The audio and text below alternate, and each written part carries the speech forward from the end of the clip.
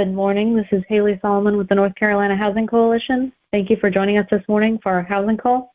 And without further ado, I will turn it over to our Director of Housing Policy, Stephanie Watkins-Cruz. Good morning, everyone. I hope you all are having a great week so far. We're going to go ahead and kick it off with organizational updates. Our next Learning Collaborative will take place this Friday on March 8th. And we'll be continuing our discussion on housing barriers for justice-involved populations and those at risk of overdose. This session's featured speakers are going to be Arthur Payne Morse, Arthur Payne from the Morse Clinic of Durham, the North Carolina Association for the Treatment of Opioid Dependence, as well as Kay Stanford from Project Lazarus and the North Carolina Harm Reduction Coalition. We'll include the link to register in the call notes, as well as the link to the landing page for this project and previous sessions and the materials that went along with them. So I hope you can join us for that session. Again, the link to register, it is free, will be in the call notes, and the session will be this Friday, March 8th from 10 to 11. Moving on to federal updates. So last Friday, we did manage to avoid yet another federal government shutdown. Just as a refresher, last year's budget ended at the end of September, but Congress didn't come to a consensus on a budget in time, so they passed a continuing resolution, a CR, to avoid a government shutdown. This most recent one that was passed last Friday is now the fourth CR that they've passed to extend the deadline for a budget. On Friday, President Biden signed a short-term continuing resolution that extended funding for half of the spending bills to March 8th. And for the other half to March 22nd. The housing funding that we're keeping a close eye on is in the portion of the bills that had their deadline extended through this Friday, March 8th. And on Sunday, congressional appropriators released the details of this first tranche of spending bills.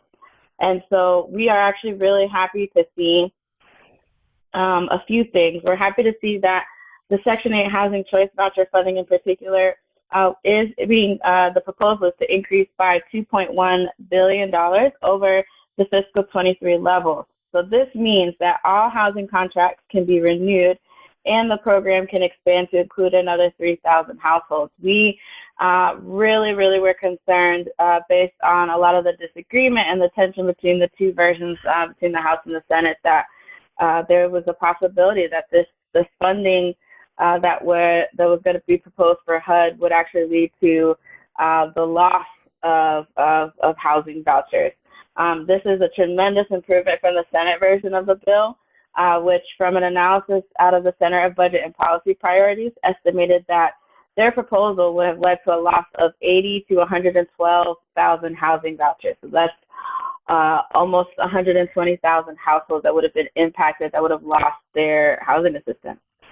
The bill also calls for an increase or level funding for homeless assistance grants, public housing capital and operating funds, tribal housing programs, eviction prevention, fair housing, and housing counseling programs.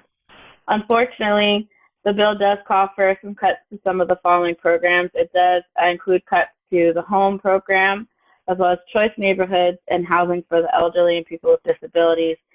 And all but three of the USDA's rural housing programs are to receive funding cuts in the final appropriations bill that was released on March 3rd. Section 521 rental assistance, Section 542 vouchers, and then Section 538 rental housing guarantees are the only rural housing programs that are not being reduced in this latest proposal. And this proposal actually comes just a week before the President's budget for fiscal year 25 is supposed to be released, which will kick off yet another process of funding conversations and discussions for the next year as well. Also last week, the Biden-Harris administration announced a series of actions that are aimed to boost housing supply and lower housing costs. We just want to highlight a few. So one of the series of actions are to extend the federal financing bank risk sharing program. And this is in order to provide an ongoing source of capital so that both state and local housing finance agencies can continue to offer FHA-insured multifamily loans at a reduced interest rate for the development and preservation of affordable rental homes. So trying to address one of the many costs of financing and developing affordable housing and preserving affordable rental homes. Another action includes supplying funding through the Preservation Reinvestment Initiative for Community Enhancement, or PRICE, grant program. There is also recommended to be an increase of loan limits for Title I manufactured housing.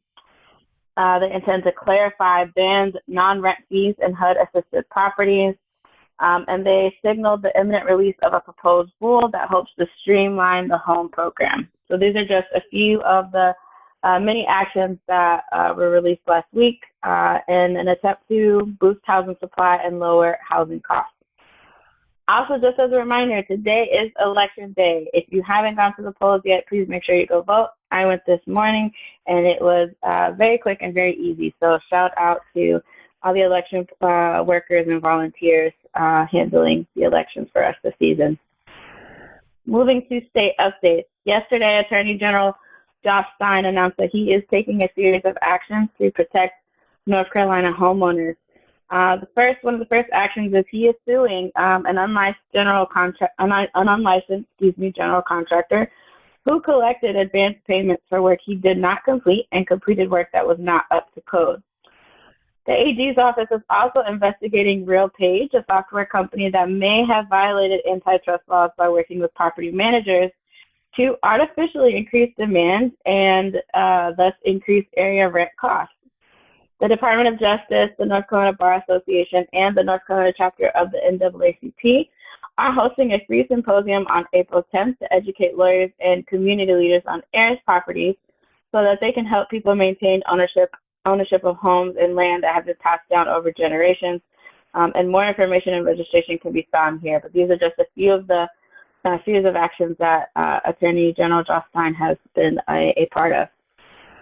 Moving to state legislative updates, the House Select Committee on Homeowners Associations held their final meeting last week and voted to approve the recommendations set forth in their findings and recommendations report that we have linked in our call notes. The next step will be for the recommended bill to be introduced once the short session begins this spring. Again, they're just meeting every few weeks outside of committees, but the official start date for short session is set for April 24th. I also spent some time at the General Assembly last week and sat in on the Joint Legislative Committee for General Government, and we heard a few different presentations, but one included an update from our friends at the North Carolina Housing Finance Agency, who are giving a brief update on the funds allocated to them in the most recent biennium budget for supportive housing.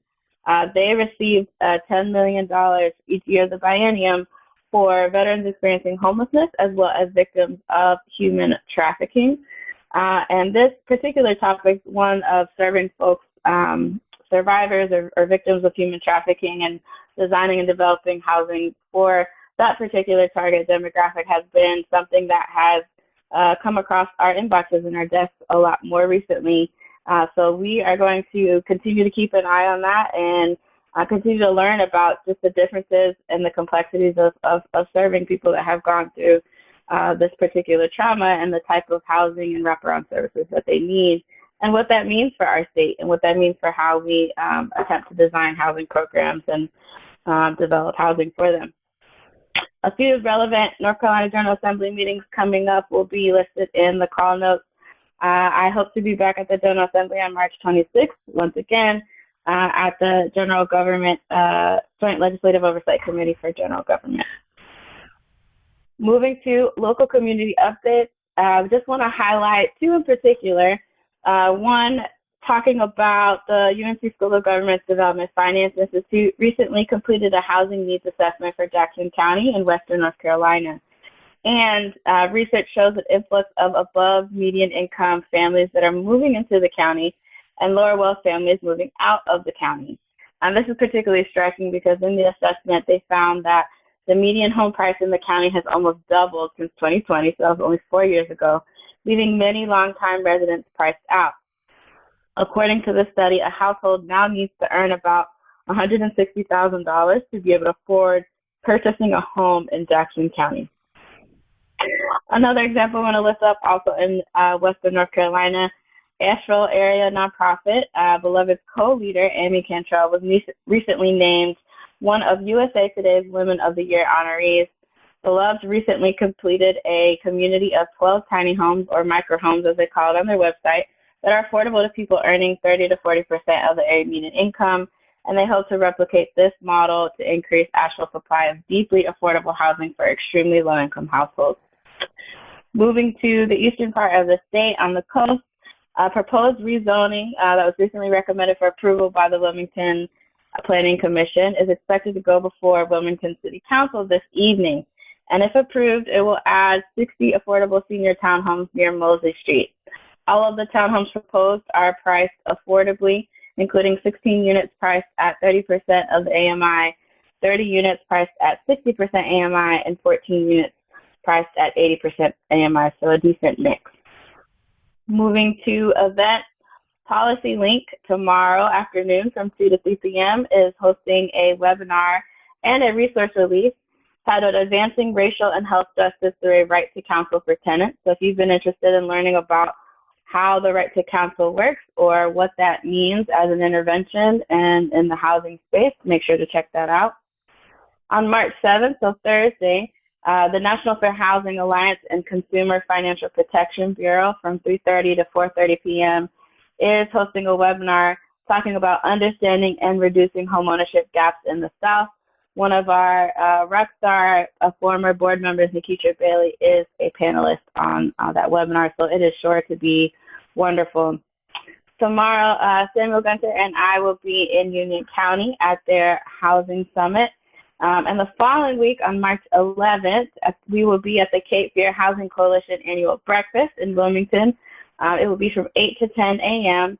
The breakfast is hosted by the Cape Fear Realtors and will feature a policy update from us and a keynote address from Dr. Greg Colburn, the author of Homelessness is a Housing Problem. This breakfast is free and open to the public, but you do need to RSVP, so we have included the link to that in the call notes. Moving to reports and resources, last week, the National Low-Income Housing Coalition released their 2024 version of their Advocates Guide for anybody who is already a housing nerd or a housing advocate and knows about this resource, or is a burgeoning or really trying to dive into this work a bit more. This is a really great resource for anybody who's interested in affordable housing and community development. It has a lot of everything from definitions to program descriptions and examples, and it talks about federal housing policy, both from operation and funding levels of HUD, as well as different housing programs, the structure of the low-income housing tax credit, and as well as the different activities that federal programs can and can't fund, and the status of renter protections, as well as how to even follow the federal appropriations process, which we have been trying to do for the last several months. So we have linked that resource for you in our call notes and definitely highly recommend that you check it out. Another resource we want to lift up is from the National Alliance to End Homelessness, a report talking about how new federal funding boosts unsheltered homelessness response, and a new resource from the Department of Housing and Urban Development talking about a no good cause for discrimination, how some evictions are never allowed. In the news, we see a continuing conversation about the growing housing crisis and the increase in cost of living across our country, but also across our state. Then the Smoky Mountain Times, they have a piece talking about fewer homes, higher prices, and how that's impacted the local economy. There's also a piece on Urban Institute from the Urban Institute talking about what could happen if your boss is your landlord. And from Reuters on why the U.S. housing inflation relief may be short-lived. So a few depressing headlines, but I think interesting and accurate nonetheless about how we continue to see housing be a primary issue in a lot of people's conversations, and something that places all over the country and the state are trying to address and figure out how to really mitigate those impacts. I hope you all have a great rest of your week. Again, don't forget that we have our next Learning Collaborative session on this Friday from 10 to 11 a.m. So register for that by looking at the link in the call notes. And as always, if you need anything, you have any questions, or you would like us to spend some time on anything in particular, please don't hesitate to reach out. I hope you have a great rest of your week, and we will talk to you next time.